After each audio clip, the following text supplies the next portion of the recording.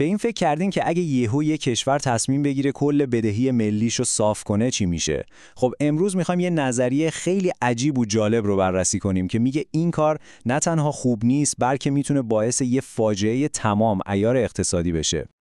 سوال اصلی اینه: آیا واقعاً تسویه بدهی ملی میتونه اقتصاد رو به کل نابود کنه؟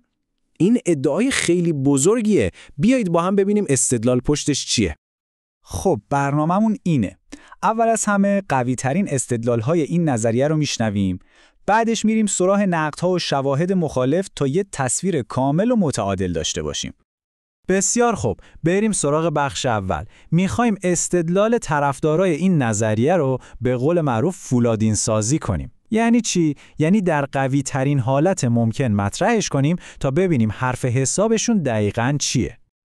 این ادعا یعنی اینکه پرداخت بدهی فاجعه میاره روی 2 ستون اصلی وایساده. ستون اول یه تئوری حسابداریه و ستون دوم یا الگوی تاریخی خیلی تکون دهنده.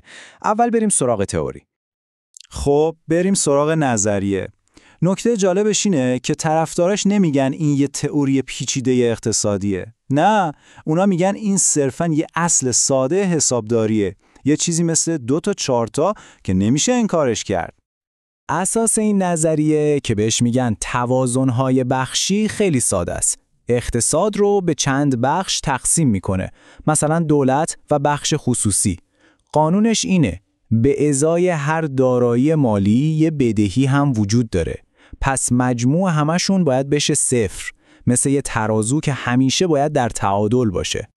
استفانی کلتون، یکی از طرفدارای اصلی این نظریه، یه جمله معروف داره که همه چیز رو خلاصه میکنه.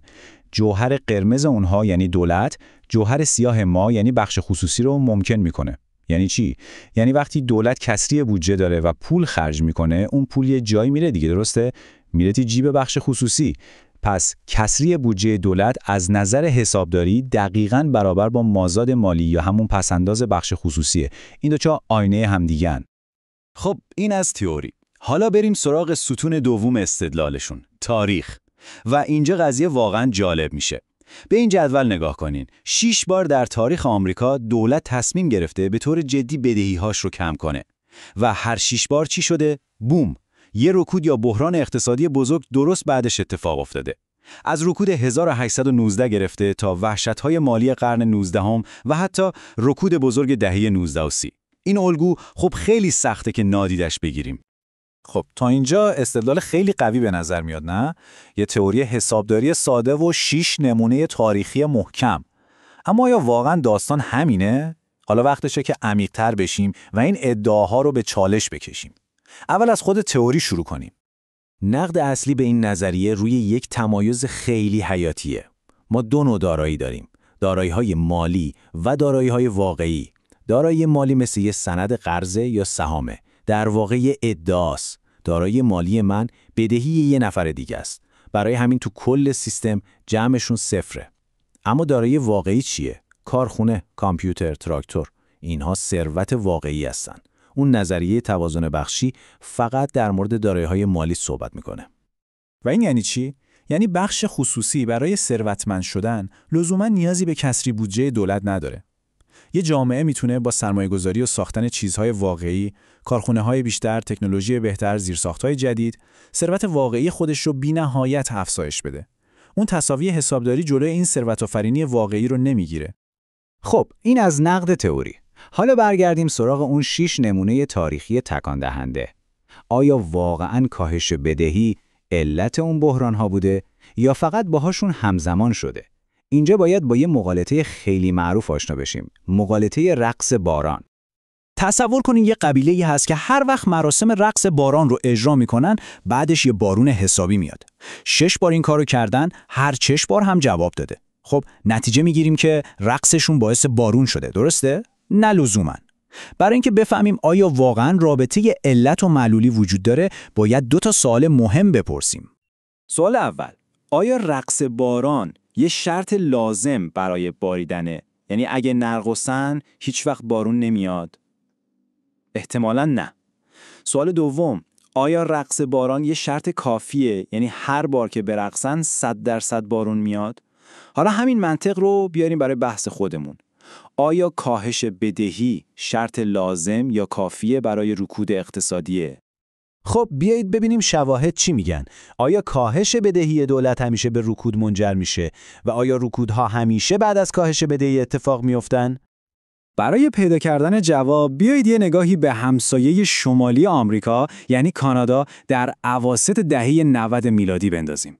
کانادا اون موقع درگیر یه بحران بدهی خیلی جدی بود. به نقطه‌ای رسیده بودن که باید یه کار اساسی می‌کردن و کردن. هزینه‌های دولت فدرال رو به شدت کاهش دادن. و نتیجه چی شد؟ طی یک دهه بعد اونها 11 سال پشت سر هم مازاد بودجه داشتن. یعنی دقیقاً برعکس کسری بودجه عمل کردن. نسبت بدهی به تولید ناخالص داخلیشون از 78% رسید به 39%. یعنی نصف شد. این دقیقاً همون سناریوی ترسناکیه که طرفدارای نظریه اول ازش حرف میزنن. پس باید یه رکود وحشتناک اتفاق افتاده باشه، درسته؟ اصلاً و ابداً. کانادا در همون دوره، یعنی از 1996 تا 2005، به طور متوسط سالی 3.3% رشد اقتصادی واقعی داشت. این یعنی بهترین عملکرد در بین تمام کشورهای گروه G7. پس اینجا یه نمونه واضح داریم که کاهش شدید دبهی نه تنها باعث رکود نشد، بلکه با یه دوره رشد قوی همراه بود. این یعنی کاهش دبه شرط کافی برای رکود نیست. حالا بریم سراغ سال دوم. آیا کاهش بدهی شرط لازم برای رکوده؟ یعنی آیا هر رکودی حتما به خاطر کاهش بدهی اتفاق میفته؟ خب به بزرگترین بحران اقتصادی اخیر یعنی بحران سال 2008 فکر کنین. آیا قبل از اون بحران دولت آمریکا بدهیاش رو کم کرده بود؟